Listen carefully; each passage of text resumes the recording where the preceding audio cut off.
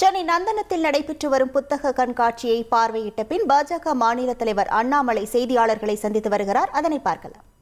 நான் பாசத்தோடு கேட்டுக்கொள்கின்றேன். அதை தாண்டி பத்திரிகை நண்பர்களுக்கு கேள்வி இருக்கு, ஒன்னா கேளுங்க, நான் பதில் சொல்றேன். ஈரோடு கிழக்கு தேர்தலுக்கு அறிவிச்சிருக்காங்க. திருப்பி தமிழ்நாட்டில் தேர்தல் களம் சூடு பிடித்திருக்கு.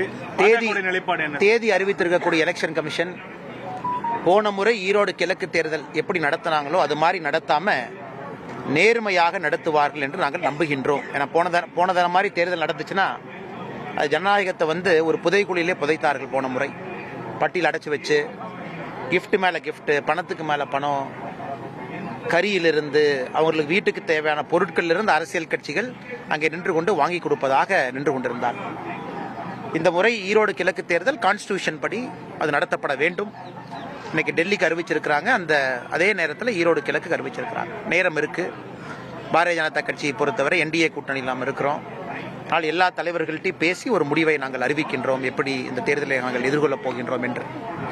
அதே நேரத்தில் இந்த முறை தமிழகத்தில் சிறப்பு கவனம் கொடுத்து தேர்தல் ஆணையம் ஈரோடு கிழக்கு தேர்தலில் ஒரு கடிவாளம் இட்டு, எப்படி ஒரு குதிரை கடிவாளம் போட்டு கண்ட்ரோலில் வச்சிருப்பாங்களோ அந்த மாதிரி தேர்தல் நடத்தணும்.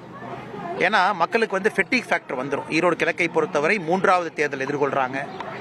2026 4வது முறை ஓட்டு போட போறாங்க. அதனால் எங்களுடைய நிலைப்பாட்டை விரைவில் நாங்கள் அறிவிக்கின்றோம். 10ஆம் தேதிக்கு மேலே தான் கெசட் நோட்டிபிகேஷன் வருது. அதை தாண்டி வேற கேள்விங்க. தொகுதி மக்களுக்கு நீங்க என்ன சொல்ல விரும்புறீங்க சார்? ஈரோடு தொடர்ந்து ப்ரொடெஸ்ட் இன்னைக்கு காலையில பாத்தீங்கன்னா நிறைய இடங்கள்ல ப்ரொடெஸ்ட் மத்த கட்சிக்காரங்களுக்கு டினை பண்ணிருக்காங்க. ஆனா இன்னைக்கு பாத்தீங்கன்னா தமிழ்நாடு இருக்கிற எல்லா இடங்கள்லயும் திமுக முடிச்சுட்டு எனக்கு வர திரும்ப வராங்க ப்ரொடெஸ்ட் நடந்திருக்கு. ஆனா ஆச்சரியமான விஷயம் என்னன்னா, ஒரு உப்புச்சப்பில்லாத காரணத்திற்கு திராவிட முன்னேற்ற கழகம் நாங்க ஒரு ஆர்ப்பாட்டத்தை அறிவிக்கின்றோம் என்று அறிவித்து அந்த ஆர்ப்பாட்டத்தை இன்னைக்கு பண்ணியிருக்கிறாங்க. உப்புச்சப்பில்லாத ஒரு காரணம். என்ன உப்புச்சப்பு இல்லாத காரணம் நமக்கு தெரியும். 1970 தமிழ் தாய் வாழ்த்து வந்துச்சு. அதுவும் உண்மையாக இருக்கக்கூடியதிலிருந்து வெட்டி ஒட்டி ஐயா கலைஞர் கருணாநிதி ஐயா அதை கொண்டு வந்தார். அதன் பிறகு 1991 அம்மையார் ஜெயலலிதா அம்மா இருக்கும் பொழுது சட்டப்பேரவையில் தமிழ் தாய் வாழ்த்து ஒலிக்க ஆரம்பித்தது. 1970 அரசு விழாக்கள் அதை பயன்படுத்தினாங்க. 1991 இந்த மரபு இருக்கு. இன்னைக்கு ஆளுநர் ஒரு கருத்தை சொல்லலாம், மாநில அரசு ஒரு கருத்தை சொல்லலாம், அது வேறு. கருத்து பரிமாற்றம் என்பது வேறு. ஏத்துக்கிறதும் ஏத்துக்காடும் ஜனநாயக முறையில் அது நமக்குள்ள இருக்கக்கூடிய பரஸ்பரமான ஒரு விஷயம். ஆளுநர் போன ஆண்டு கருத்து சொன்னாங்க, நீங்க ஜனநாயக முறைப்படி அதை ஏத்துக்கலையே, அது வேற. அதற்காக நாங்கள் ஆர்ப்பாட்டம் செய்வோம் என்று இந்த ஆண்டு. போன ஆண்டு ஏன் திமுக ஆர்ப்பாட்டம் பண்ணல? போன ஆண்டு இதே தான் ஆளுநர் சொன்னாரு.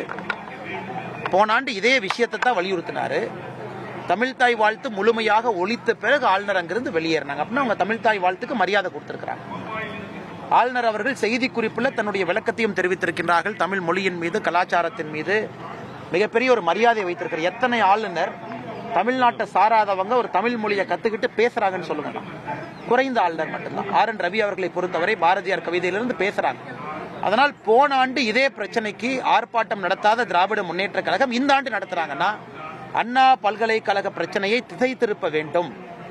அவர்கள் கட்சியில சம்பந்தப்பட்டிருக்கிறாங்க, கெட்ட பேர் இருக்கு, பொதுமக்கள் கோவத்தில் இருக்கிறாங்க என்கின்ற ஒரே காரணத்திற்காக, உப்புச்சப்பில்லாத காரணத்துக்கு இன்னைக்கு ஆர்ப்பாட்டம். காவல்துறை எப்படி அனுமதி கொடுத்தீங்க? தமிழ்நாட்டில் எந்த அரசியல் கட்சியும் இன்னைக்கு சமுதாய பிரச்சனையாக இருக்கக்கூடிய அண்ணா பல்கலைக்கழகத்தினுடைய அந்த பாலியல் குற்றத்தில் ஈடுபட்ட நபர்களை கண்டித்து வேகமாக நீதி கொடுங்கன்னு ரோட்டுக்கு வந்தா கைது பண்றீங்க. பாரதிய ஜனதா கட்சியினுடைய மகளிர் அணியை கைது பண்ணி ஆட்டுக்கொட்டாய் அடைக்கக்கூடிய ஆட்டுக்கொட்டாய் அதெல்லாம் நீங்க கேவலப்படுத்துகின்றோம் என்று சொல்லி காவல்துறை அவர்களை கேவலப்படுத்திக் கொண்டிருக்கிறது. நடந்து போனா கைது. அப்படி இருக்கும் பொழுது எப்படி திமுகவுக்கு அனுமதி கொடுத்தீங்க? அதனால்தான் கம்யூனிஸ்ட் கட்சியினுடைய தோழர்கள் சொன்னதை மறுபடியும் நான் இந்த இடத்துல நினைவுபடுத்த விரும்புறேன். தமிழ்நாட்டில் அறிவிக்கப்படாத எமர்ஜென்சி நடந்து கொண்டிருக்கிறது. இது நான் சொல்லி இந்த அரசியல் காரணம் பைங்க. கம்யூனிஸ்ட் கட்சியினுடைய தோழர்கள் சொல்றதை மறுபடியும் நான் இந்த நேரத்தில் வலியுறுத்துறேன். அறிவிக்கப்படாத எமர்ஜென்சி. செகண்ட், ஆளுநரை எதிர்த்து ஆபாசமான போஸ்ட் ஒட்டுறான். தமிழ்நாடு முழுவதும் திமுக காரன் பேர் போட்டே ஒட்டுறான். காவல்துறை என்ன கையை கட்டி கொண்டு வாயை பொத்தி கொண்டு வேடிக்கை பார்த்து கொண்டிருந்தால் இது என்ன இங்க நியாயம் இருக்கா? நீதி இருக்கா? இங்க உண்மையாலுமே ஒரு போலீஸ் போர்ஸ் இருக்கா? சட்டம் எதற்கு இருக்கு? அதனால ஆளுநரை எதிர்த்து ஆபாசமா போட்டு நாளைக்கு ஆளுநர் ஒரு கான்ஸ்டிடியூஷனல் அத்தாரிட்டி. பிஜேபி முதலமைச்சரை எதிர்த்து ஆபாசமா போஸ்ட் ஒட்டினா அப்ப அவங்களுக்கு ஒரு நியாயம், எங்களுக்கு ஒரு நியாயமா? எங்களுக்கு தான் முதலமைச்சர் பிடிக்கல, எங்களுக்கு தான் முதலமைச்சர் மேல அந்த போஸ்ட் ஒட்டலான்னு இருக்கு. ஆனா ஒட்டாம இருக்கும். ஏன்? அந்த பதவிக்கு ஒரு மரியாதை இருக்குங்கிற ஒரே காரணத்திற்காக. அப்ப ஆளுநரை எதிர்த்து திமுக கார தைரியமா ஒட்டுறா, அது தப்பு இல்லையா? அப்ப அப்புறம் நீங்க தயவு செஞ்சு இல்ல ஒட்டலாம், எல்லாருக்கும் கருத்து வச்சு இருக்குன்னா பிஜேபி காரங்களுக்கு அனுமதி கொடுங்க, நானே எங்கால போய் ஒட்ட சொல்றேன் முதலமைச்சர் எதிர்த்து. அதனால இதை வன்மையா கண்டிக்கிறோம். எல்லோருக்கும் என்ன ஒரு நியாயம் இருந்தா, சட்டம் இருந்தா அது நடுநிலைமையாக இருக்கணும், எல்லாருக்கும் இருக்கணும். அதனால இன்னைக்கு திமுகவினுடைய போராட்டம் தேவையில்லாத உப்புச்சப்பில்லாத ஒரு போராட்டம். உதாரணத்துக்கு மதுரை, அங்க இருக்கக்கூடிய விவசாய பெருமக்கள் எல்லாம் அங்க இருக்கக்கூடிய ஹெட் போஸ்ட் ஆபீஸை நோக்கி போறாங்க. மத்திய அரசு அவர்களுடைய தரப்பை தெளிவா சொல்லிட்டாங்க, இங்கே டங்ஸ்டன் சுரங்கம் நாங்கள் அமைக்க போறதில்லை, மாநில அரசுக்கு வலியுறுத்தி இருக்கிறாங்க, நீங்க எந்த விதமான நடவடிக்கை எடுக்காதீங்க. ஏன் முதலமைச்சருக்கு மதுரை போய் அங்க இருக்கக்கூடிய விவசாய பெருமக்கள் எல்லாம் ஒன்னா உட்கார வச்சு இங்க டங்ஸ்டன் சுரங்கம் வராதுன்னு சொல்றதுக்கு என்ன பிரச்சனை அவருக்கு? மத்திய அரசு தெளிவுபடுத்திய பிறகு இவங்க என்ன அன்கோ போட்டுக்கிட்டாங்களா தனியார் கம்பெனியோட? நான் தெரியாம கேட்கிறேன். இங்க ஆளுகின்ற திராவிட முன்னேற்ற கழகத்தினுடைய அரசு யாரு டெண்டர் எடுத்தாங்களோ அவங்க அன்கோ போட்டிருக்காங்களா? மத்திய அரசு வராது என்று சொல்லிய பிறகு முதலமைச்சருக்கு வாயத்தரும் சொல்றதுல என்ன பிரச்சனை? மதுரைக்கு போய் அங்க இருக்கக்கூடிய விவசாய பெருமக்கள்கிட்ட வராது, இது வருவதற்கு நான் விட மாட்டேன், முதலமைச்சருக்கு வராது ஃபுல் ஸ்டாப் வைக்கிறதுக்கு என்ன பிரச்சனைங்கன்னா இதற்கு முதலமைச்சர் போயிருக்கணும்.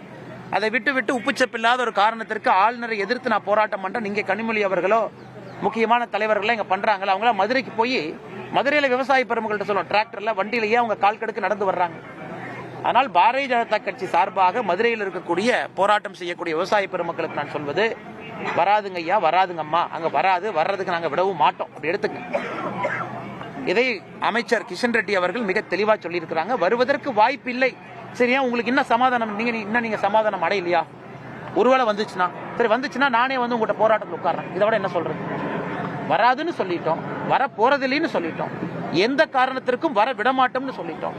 இதையும் தாண்டி நீங்க அண்ணன் இன்னும் கொஞ்சம் சொல்லுங்க அண்ணா, இதையும் நான் உங்களுக்கு சொல்றேன், நானும் வந்து உங்களோட உட்கார்றேன். அதான் மத்திய அரசு தெளிவாக சொல்லிய பிறகு, வராது என்று சொல்லிய பிறகு சார் அரசியல் கட்சிகள் ஏன் தூண்டி வர்றாங்க?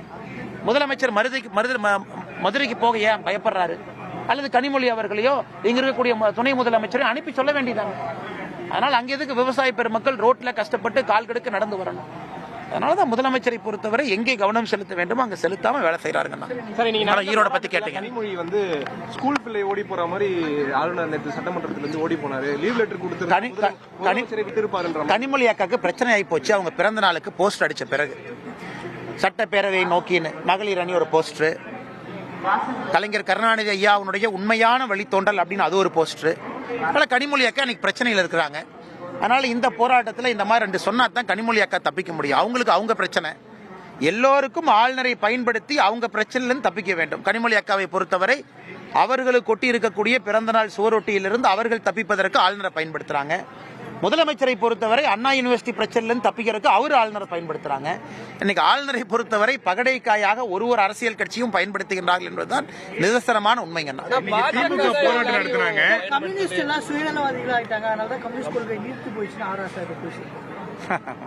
யார் பேசினாங்கன்னா அண்ணா இது வந்து தோழமை சுட்டுதலுங்கண்ணா, அவங்களுக்குள்ள அவங்க சண்டை போட்டுக்குவாங்க, திரும்ப நாளை காலையில் வெக்கமே இல்லாம திரும்ப உட்காந்து பேசுவாங்க. ஆனா இன்னைக்கு ராஜா அவர்கள் இந்த மாதிரி ஆராசான சொல்லியிருந்தாங்க அப்படின்னா கம்யூனிஸ்ட் நண்பர்கள் கூட்டணியிலிருந்து வெளியே வரணும். சேகர் பாபானே நக்கலா சொல்றாரு, கொடுப்பதை கொடுத்தா வாங்குறத வாங்கிட்டு எங்களோட இருப்பாங்க அப்படி. அதனால கம்யூனிஸ்ட் தோழர்கள் அதெல்லாம் பார்த்துட்டு தான் இருக்காங்க.